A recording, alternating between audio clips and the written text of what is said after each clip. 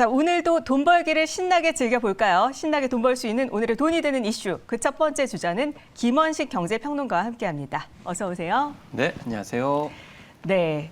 이 누리호가 어제 오전 11시 33분에 발사대 기립을 마쳤습니다. 어제 우리 돈 벌자 프로그램이 한창 진행되는 시간이었는데요. 그리고 오늘 오후 6시 24분 3차 발사를 앞두고 있습니다. 해가 지는 시점에 발사되는 이른바 황혼 발사가 이뤄질 것으로 보이는데요. 이 누리호의 세 번째 발사, 2차 발사와는 어떤 차이점이 있다고 보십니까? 그렇습니다. 1, 2차 같은 경우에는 이제 발사체의 성능, 그러니까 발사체가 이제 온전하게 기능을 발휘하느냐 여기에 초점을 맞춰서 발사를 했고요. 네. 3차부터는 실제 목적이죠. 실제 목적은 무엇이냐? 결국 실제 위성을 본 궤도에 올릴 수 있는 정확성을 이제 시험을 하는 겁니다. 그래서 발사의 어떤 고도라든지 속도라든지 이런 것들이 굉장히 맞춤식으로 이제 해야 되기 때문에 그 부분을 정교하게 하는 것이죠. 그래서 지난번 두 번 발사에서는 700km를 목표로 해가지고 고도를 잡았다고 하면은 지금은 550km로 낮춰가지고 실제 궤도에 이제 초점을 맞추고 있습니다. 네. 그리고 시간도 6시 24분으로 딱 특정했는데요. 그 이유는 초소형 위성이 그 시간에 올려야만이 태양 동기 궤도라고 하는 즉 여명 황혼 궤도에서 계속 태양빛을 받으면서 활동할 수 있기 때문입니다. 그래서 만약에 이 시간대를 얼마나 정확하게 맞추느냐도 굉장히 고도의 기술력이 포함이 된다고 보시면 되겠습니다. 그리고 8개 위성들을 발사체가 위성끼리 부딪히지 않게 안전하게 궤도에 투입하면은 성공적이다라고 평가를 할 수 있다는 점, 이 점을 초점을 맞춰서 이번에 평가를 하시면 되겠습니다. 네, 이 3차 발사에서 누리호의 위성 수송 가능성 과연 실현할 수 있을까요? 그래서 누리호 성공 같은 경우는 1차적으로 우주 수송 능력을 검증을 받았고요. 3차까지 이번에 성공을 하게 되면은 발사체의 신뢰성을 입증을 하게 돼서 본격적으로 열릴 상업 운송 시대에 한 걸음 더 다가가게 된다라는 것이죠. 그래서 위성을 이렇게 본 궤도에 정확하게 이렇게 올릴 수 있다라는 것은 결국 우주 시대의 상업 운송까지도 가능한 그런 측면을 보여주고 있는데 지금까지는 우리의 어떤 공공부문 항공 우주 연구원에서 했다고 그러면 이제 이번에 한화 에어로스페이스가 참여를 하고 있는 상황이거든요. 그러면 이제 4차, 6차에는 본격적으로 이 한화 에어로스페이스라고 하는 민간 기업이 주도하게 되는 그런 상황이 되기 때문에 이번에 3차 성공 이후에 4차, 5차, 6차로 이어지는 굉장히 중요한 단계라고 보시면 되겠습니다. 특히 한화 같은 경우는 위성 제작, 발사 수송, 위성 서비스라고 하는 그런 각 단계를 엮어가지고 밸류 체인을 만들겠다 이렇게 얘기를 하고 있기 때문에 앞으로 우주산업 토탈 솔루션 프로바이더로서의 입지를 이번 3차 이후에 시험을 하게 되는 그런 상황이기 때문에 이번에 굉장히 중요하다고 생각합니다. 또 한편으로는 이 한화만 해당되는 건 아니고요. 국내 300여 개 업체가 연관이 돼 있습니다. 그렇기 네. 때문에 이런 점에서 연관성까지도 같이 가늠할 수 있는 굉장히 중요한 발사라고 보시면 되겠습니다. 네, 이 정부에서 우주산업 육성에 집중을 하고 있는 상황인데요. 향후 4차 발사의 목표가 어떻게 달라질지 궁금합니다. 네, 그래서 사실은 지난 시기보다 지금 앞으로의 계획이 더 중요하다고 볼 수가 있겠습니다. 사실 이제 우주 항공 산업 같은 경우에는 민간 기업에서 뛰어들 수 없는 그런 측면들이 있죠. 왜냐하면 초기 비용이 많이 들어가고 또 기술 수준도 이제 국가에서 이제 지원하는 차원에서 많이 가능한 측면이 있습니다. 정부 주도로 30년간 발사를 했는데 이 30년간 발사한 인공위성이 29기예요. 그래서 1년에 한 번거리였는데 그래서 이제 누리호 3차 발사를 기점으로 연평균 10회 이상 늘어나는 셈이 되는 것이죠. 그래서 2030년까지 인공위성 80기를 이제 올리겠다 이렇게 이야기를 하고 있습니다. 그리고 2040년까지 우리 기업의 점유율을 세계적으로 10%까지 끌어올리겠다라는 그런 이제 계획을 우리 정부가 밝히고 있습니다.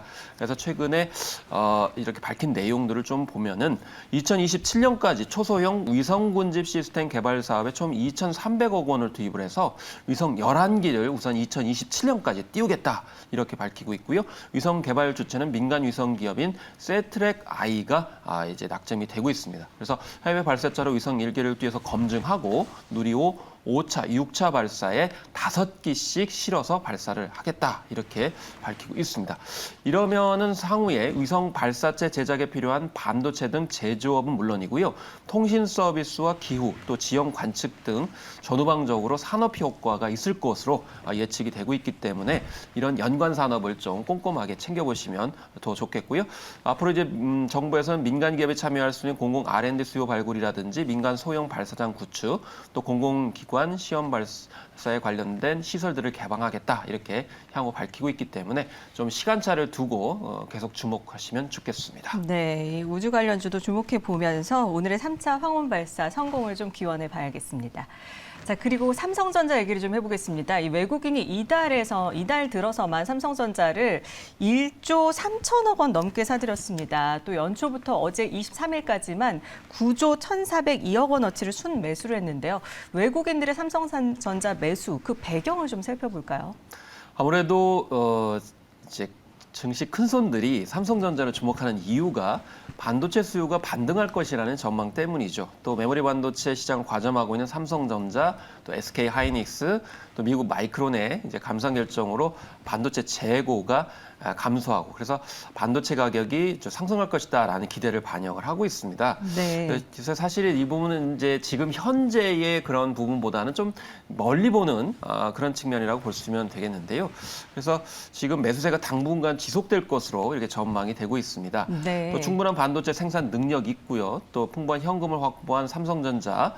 그래서 지금 외국에서는 이제 저점을 지난 게 아니냐 이렇게 이제 판단을 하고 있는 것이고 앞으로 네. 달러 약세의 워낙 강세까지도 이제 전망하고 있어서 환차익까지도 기대할 수 있다는 이제 전망들이 나오고 있습니다. 그리고 실제로 삼성전자의 영업이익도 좀 상승하고 있어요. 이 상하반기 비중이 12%, 88% 증가할 것이다라고 하는 그런 약간은 낙관적인 전망들이 있기 때문에 이런 점에서 외국인들을 중심으로 해서 지금 현재 이제 매수세에 나서고 있다는 점 이제 분석할 수가 있겠습니다. 네, 9만 전자까지 갈 수 있을지 여기에 대해서 뭐 여러 가지 또 분석들이 나오고 있는데 오히려 개인들의 매도세가 걸림돌이 될 거다 이런 분석도 나오고 있는데 어떻게 보십니까? 그렇습니다. 그래서 어느 쪽이 맞을까요? 개인들은 네. 강한 매도세를 보이고 있는 그런 상황입니다. 이렇게 강한 매도세는 당분간 삼성전자의 주가 상단을 제한하는 강력한 저항선으로 이제 작용할 가능성이 있다 이렇게 얘기를 하고 있거든요. 지금도 뭐 7만 선을 넘지 못하고 있는 그런 상황인데 삼성전자 주가가 6만 9천 원을 넘어서려면 100만 주 이상의 매도 물량이 소화돼야 된다라는 것이고 네. 이것이 이제 소액주주에 다 해당되는 부분이거든요. 그런데 이런 상황에서 9만 전자 갈 수 있을까요? 그런 점이 좀 약간 신중한 투자가 필요하다는 것이죠. 그래서 지금 현재 연말 기준으로 580만 명이 소액주주인데 그중 500만 명 이상이 2021년 호황기 이후에 신규 진입을 했습니다. 그래서 네. 그동안 물타기를 통해서 좀 매수 단가를 낮추면서 좀 손실을 감내해왔기 때문에 이 부분에 있어서 지금 매도를 소화해야 되는 그런 부분들이 많이 있으신 거죠. 그러니까 이런 부분들에 있어서 이제 과연 7만을 넘겠느냐라는 점에서 약간은 좀 힘들 것이다. 그래서 6만 5천 원 선에서도 5개월가량 저항선을 뚫지 못했거든요. 그리고 2021년에도 보면은 8만을 넘는 데 있어서 150만 주를 소화를 했어야 돼요. 그렇기 때문에 이 쌓여 있는 부분들을 어떻게 소화할 수 있는 것이냐라고 했을 때 그 시점은 9만 선까지는 좀 시간이 많이 소요되지 않겠는가라는 생각이 들고 외국인들은 사실은 좀 멀리 보고 지금 투자를 하고 있는 거거든요. 그래서 네. 내년쯤에 이렇게 상승 일로에 있기 때문에 지금 아무래도 좀 저가 평가받았기 때문에 이 점에 있어서 많이 매수를 하겠다. 근데 개인들은 지금 참을 수 없는 그런 상황이 됐죠. 그런 부분들이 지금 맞물려 있기 때문에 좀 길게 보셔야 될 부분이 있다. 그래서 지금 현재 이런 개인 투자가 이제 저항선이 되고 있다는 점을 분명히 인식을 하시고 선택을 좀 신중하게 모색하시면 좋겠습니다. 네. 그리고 외국인이 삼성전자에 이어서 엔터주 사랑도 뜨겁게 보이고 있는데요. 엔터주는 1분기 깜짝 실적으로 시장에서 재평가를 받고 있는 상황인데 이 엔터주 빅4가 시총 20조를 돌파를 했죠. 네. 그래서 사실은 우리가 이제 SM만 생각할 수 있었던 엔터사였어요. 그리고 그 뒤에 빅히트가 등장을 하게 되면서 하이브로 확장을 하면서 하이브에 좀 몰렸습니다만은 사실 이제 외국에선 전체적으로 분위기가 SM은 좀 약간 소강 상태에 이르고 있고 하이브는 이제 부상을 하고 있지만은 방탄소년단에 대해서 너무 집중을 하고 있다. 그리고 그 외에 JYP나 YG 같은 경우 좀 약간 불안하다는 인식이 있었습니다. 그런데 지금 현재 상태로 보게 되면 하이브가 그 방탄소년단에만 의존하고 있지 않고 심지어는 방탄소년단 일부 멤버들이 군대를 갔음에도 불구하고 다른 그룹들이 예를 들면 뉴진스 같은 그룹 또 르세라핌 같은 경우도 안정적으로 또 활동을 하고 있고 네. 또 JYP의 스트레이키즈 같은 경우에도 빌보드 200 이후에 또 호조를 보이고 있는 그런 상황이고 YG의 블랙핑크도 또 호조를 보이고 있습니다. 이런 것들이 이제 외국인들한테 이제 호소가 되면서 결국엔 지금 우리 엔터주에 좀 몰리고 있다 이렇게 보시면 되겠습니다. 네, 그렇다면 이 K-팝의 세계화, 외국인의 엔터주 러브콜 계속 될까요? 일단은 당분간은 이제 계속될 거라고 생각이 듭니다. 특히 하이브와 JYP가 각각 미국 대형 에이블사인 개펜 레코드와 리퍼블릭 레코드와 협업을 해가지고 하반기에 미국에서 런칭을 하거든요. 근데 처음에는 하이브만 활동하는 줄 알았더니 JYP도 이제 뜯어들고 있는 그런 상황이고 또 JYP의 스트레이키즈가 어떤 브랜드 가치를 갖게 되면서 지금 어필을 하고 있다는 상황입니다. 그래서 단순히 아티스트의 노래를 중심으로 한 그런 지식재산권, 아이폰만이 아니라 지금 K-팝 전체의 매니지먼트 시스템과 또 그런 그 지적자산들이 같이 맞물리게 되면서 안정적인 궤도에 이르렀다는 판단이 일어나고 있는데 중요한 것은 이제 코로나19 팬데믹 이후에 투어 공연이 활발하게 되면서 지금 여름까지는 아무래도 실적이 굉장히 좋을 것으로 이제 생각이 되고 있는데 만약에 그 성과들이 좀 약간 이제 위축이 되게 되면 이제 주가에 어떤 영향이 있을 수 있기 때문에 그런 추이를 보고 판단하시면 좋겠습니다.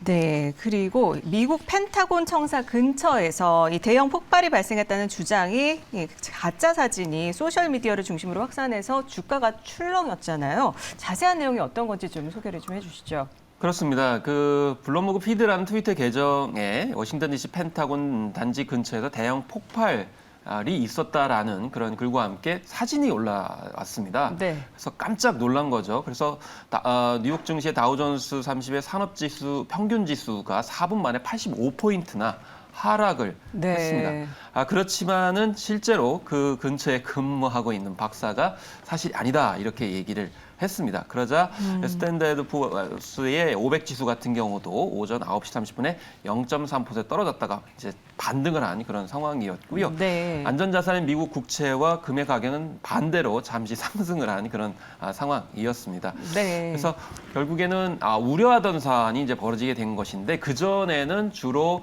뭐 예를 들면 연예인이라든지 정치인에 대한 가짜 이미지가 돌아가지고 논란이 됐습니다만 이번에 증시까지도 영향을 미쳤기 때문에 이제 경제에도 미칠 수 있구나라는 그런 우려를 자아나게 했던 사안이 되겠습니다. 네, 이렇게 간밤에 뉴욕 증시를 출렁이게 만들었는데 그런데 이 사진이 가짜 AI가 만든 가짜 이미지라는 건데 이번 사건은 이 AI가 만든 가짜 뉴스가 증시에 충격을 준 첫 번째 사례라고 할 수가 있습니다. 이 AI 잠재 위험성 어떻게 보십니까?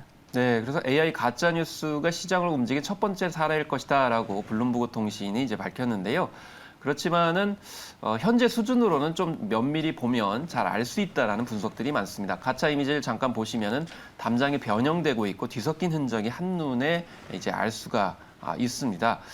그리고 이제 전문가들이 보면은 사실 울타리가 불구축하고 사진 곳곳에 흐리면서 창문은 온라인에서 찾을 수 없는 펜타곤 사진이라는 것이죠. 그래서 일반적으로 이렇게 흐릿하게 나타나고 약간의 이미지가 변형된 형태라는 것은 현재의 수준으로는 충분히 알 수가 있는데 전문가에 따라서는 가짜를 발견하는 것이 이번에만 명백하진 않을 것이다. 특히 갈수록 교묘화되고 있기 때문에 앞으로 좀 더 선소해지고 있는 인공지능 가짜 이미지에 대해서 대비책이 필요하다 이렇게 이야기를 하고 있는데요. 중요한 것은 이번에 펜타곤 같은 경우는 굉장히 중요한 공간이지 않습니까? 그렇기 때문에 관심이 집중하다 보니까 가짜를 판별할 수 있었는데 예를 들면 교황의 패딩 이미지 같은 경우는 사회적 위험성이 좀 낮다고 판단했는지 덜 알려졌어요. 그러니까 굉장히 약간 경계성에 있는 이제 덜 중요한 사안인 경우에는 영향을 미칠 수 있기 때문에 그런 점에서 좀 더 주의가 필요하다라는 점을 이제 인식할 수가 있었습니다. 네, AI의 위험성을 좀 지켜보도록 해야겠습니다.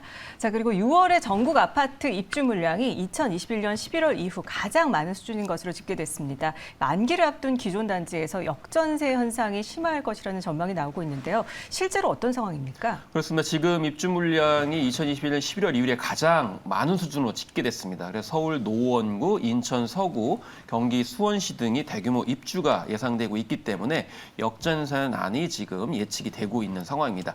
이 전체 입주 물량 중 수도권이 2만 4천여 가구, 지방이 1만 7천여 가구로서 수도권 물량이 58% 비중을 차지하고 있는 그런 상황입니다. 지금 2001년과 달리 현재는 전세가가 하락하고 있는 만큼 이 전세 만기를 앞둔 기존 단지에서 역전세 가능성이 굉장히 높아지고 있는 그런 상황입니다.